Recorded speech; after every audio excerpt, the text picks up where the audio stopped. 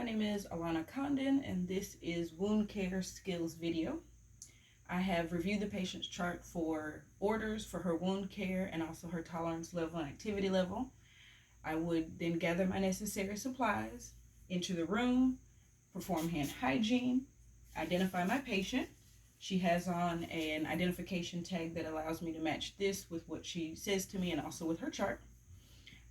I'm going to go ahead and set up everything that I need before I touch the patient. While I set things up, I would also inform my patient that we're going to change her bandage today and that we're going to make sure her wound is healing properly. I would find out if she's having any pain.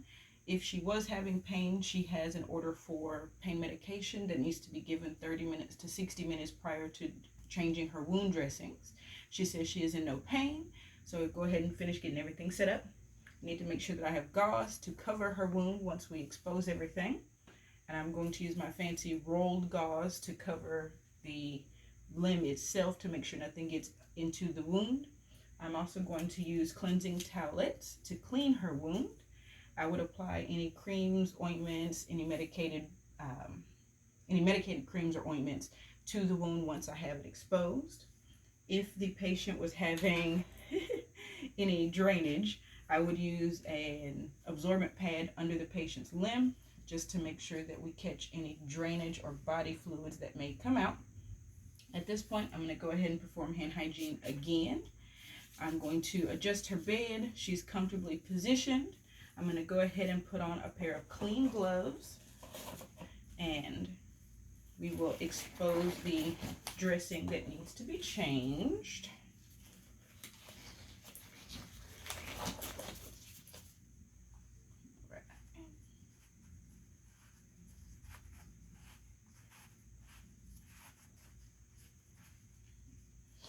And from this point on, since my hands are now dirty, I'm going to remove her old dressing and try not to touch anything else.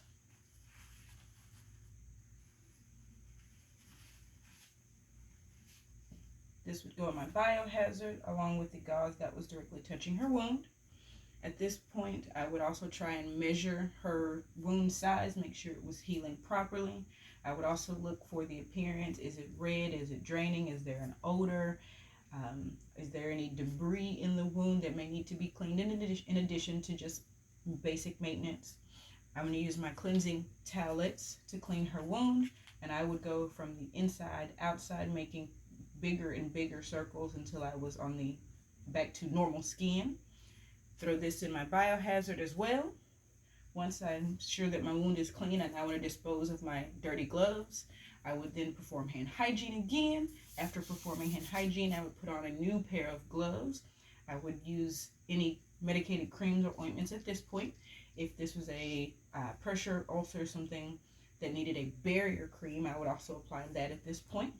Since she doesn't have anything that we need to put cream on, this was just a dressing change, no medication required. What I'm going to do is apply a new clean gauze to her wound. I'm going to use some fancy rolled gauze to cover the wound.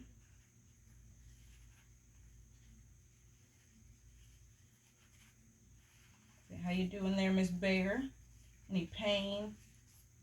All right, we'll be done in just a moment. Once I've got my rolled gauze covering her wound, I will secure it with a little tape. I would also use my tape to create a label for the date and time that her dressing was changed. Now that she's all covered up, I'm going to go ahead and perform hand hygiene one more time. And make sure Miss Bear is still doing okay, no pain or discomfort. Since she's doing all right, her wound is now covered. I can put on a clean pair of gloves and go ahead and reposition her gown, cover her up.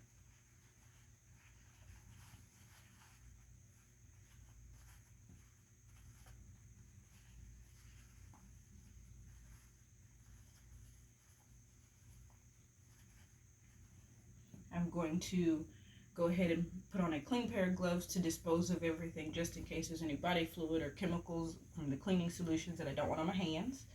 I would then dispose of everything into the proper container. If it had body fluid on it, it needs to go into a red biohazard disposal bag. Otherwise, everything would be clean up, thrown away, and I would chart on the size, the color, any drainage, any odor of her wound, and its healing process. At this point, I would make sure that my patient's bed is low, the wheels are locked, and the rails are up for her safety, and I would step out of the room.